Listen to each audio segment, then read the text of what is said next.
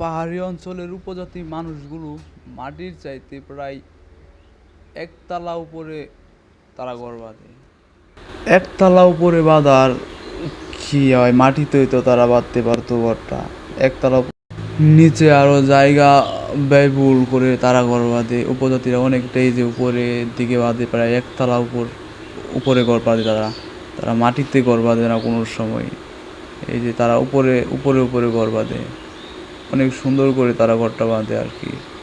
তা তারা এইভাবে ঘরটা বাঁধার কারণ যদি কেউ জেনে থাকেন তাহলে কমেন্টে জানাবেন।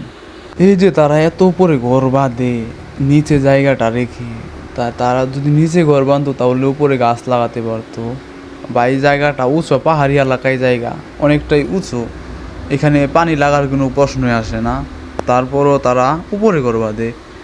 উপরে ঘর বাঁধে, এটা একটা রহস্যময় কথা যে তারা মাটিতে এত উপরে ঘর বাঁধার কারণ কি। আর ওই যে দেখেন খ্রিস্টানদের কবর এই দিকে।